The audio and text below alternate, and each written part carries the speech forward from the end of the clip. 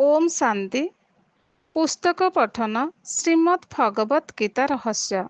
लेखक ब्रह्मा कुमार सुधांशु शेखर मिश्र। द्वितीय खंड सांख्य योग। सांसारिक भोग्य वस्तु पदार्थ बा विषय समूह दोष नथाए। शरीर अन्नमय कोश गुड़िकर समाहार। अन्न जल वायु आलोक बिना मनुष्य जीवन धारण करने संभव नुहे।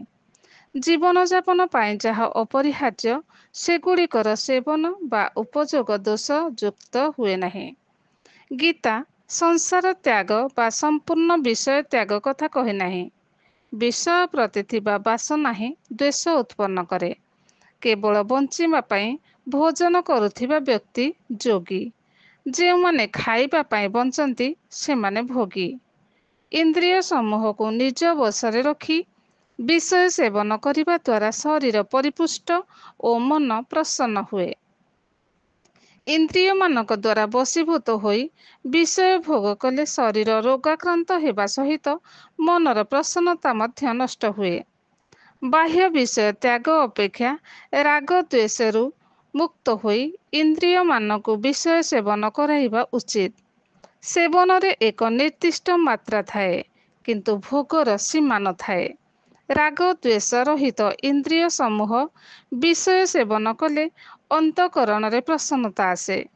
इंद्रिय मानक बलपूर्वक दमन करने द्वारा से माने भोगर निवृत्त हुअन्ति सत किंतु मनरु वासनार निवृत्ति हुए नहीं। एही अवदमित वासना सुजोग पाइले मनुष्य को पुनश्च भोग मार्ग रे प्रेरित करे। इंद्रिय मानक स्वभाव भोग करिबा। कर्मफल भोग करिबा पाई मनुष्यात्मा शरीर धारण करे। प्रकृति शरीरर उत्पत्ति। इंद्रिय समूह शरीरर विभिन्न अंश विशेष।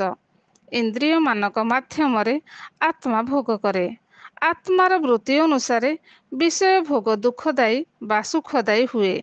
देह सहित तादात्म्य रखिले आत्मा इंद्रिय मानक अधीन होई दैहिक सुख प्राप्ति पाई विषय भोग प्रति आसक्त हुए। यह मनुष्य आत्मा को सत्व रज और तम गुण रे बंधन करे। एही त्रिगुण रजुरे बांधी होई मनुष्य आध्यात्मिक आधिदैविक और आधि भौतिक दुख भोग करे। शरीर और संसार सहित संबंध न रहिले इंद्रिय सकल आत्मार अधीनता स्वीकार करती। आत्मचिंतन ईश्वरीय ज्ञान अध्ययन और अध्यापन सत्संग दैवी गुण धारण संपूर्ण ब्रह्मचर्य पालन निरंतर ईश्वरीय स्मृति रे अभ्यास द्वारा मनुष्यर देहाभिमान दूर हुए। यह द्वारा व्यक्तिर अंतकरण प्रसन्न और बुद्धि दिव्य हुए। तांकर मन और बुद्धि राग द्वेष रहित होइथिबारु से इंद्रिय मान को निज वशरे रखी प्रारब्ध वशत प्राप्त भोग्य सामग्री केवल उपयोग करती। एथिरे तांकर भोग मानसिकता नथाए। उदासी सन्यासी मानक परी से विषय त्याग करती नहीं। तांको पाखरे उपलब्ध नथिबा सामग्री गुड़िक प्रति तांकर कौनसी आकर्षण नथाए। एपरि व्यक्तिर विषय सेवन मध्य जोगरे रूपांतरित हो जाए। कारण विषय भोगजनित सुखरे तांकर आसक्ति और एहार अप्राप्ति जनित दुखरे द्वेष नथाए। संसारर अनित्य सुख और दुख को दुखरु ऊर्ध्व को उठी से नित्य निरंतर परमात्मा सहित जोगयुक्त रुहंती। संसाररु मन ओहराई आनिले ईश्वर सहित युक्त हुए। यह द्वारा बुद्धि स्थिर हुए। ईश्वर ठारू विच्छिन्न मन संसार रे विचरण करे। संसारर प्रत्येक व्यक्ति वस्तु वैभव क्षणभंगुर और परिवर्तनशील। तेणु संसार प्रति आसक्त मन ईश्वर को एकाग्र भाव स्मरण करिपारे नहीं।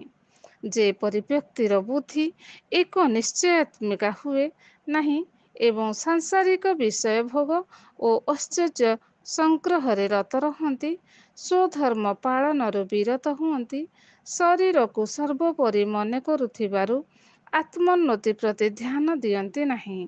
ଅଧର୍ମ ଓ ପାପାଚରଣରେ ଲିପ୍ତ ରୁହନ୍ତି। ଏହିପରି ବ୍ୟକ୍ତିଙ୍କ ପାଇଁ ପ୍ରକୃତ ସୁଖ ଓ ଶାନ୍ତି ଦୁର୍ଲଭ। କସ୍ତୁରୀ ମୃଗର ନାଭିରେ କସ୍ତୁରୀ ଥାଏ, କିନ୍ତୁ ତାର ସୁରଭିରେ ମୁଗ୍ଧ ହୋଇ ସେ ସମଗ୍ର ଅରଣ୍ୟରେ ତାହା ଖୋଜି ବୁଲେ। ଆତ୍ମା ମୂଳତଃ ଶାନ୍ତି ଓ ସୁଖ ସ୍ୱରୂପ, କିନ୍ତୁ ମନୁଷ୍ୟ ସାଂସାରିକ ବିଷୟ ଓ ବୈଭବ ମଧ୍ୟରେ ସୁଖ ଓ ଶାନ୍ତିର ଅନ୍ୱେଷଣ କରେ। ନିଜ ଆଭ୍ୟନ୍ତରରେ ଥିବା ବସ୍ତୁକୁ ବାହାରେ ଖୋଜିଲେ ମିଳିବ କିପରି? ସେଥିପାଇଁ ଦେହାଭିମାନୀ ଓ ଈଶ୍ୱର ବିମୁଖ ବ୍ୟକ୍ତି ବୁଦ୍ଧିହୀନ, ନାସ୍ତିକ, ଅଶାନ୍ତ ଓ ଦୁଃଖୀ ହୁଅନ୍ତି।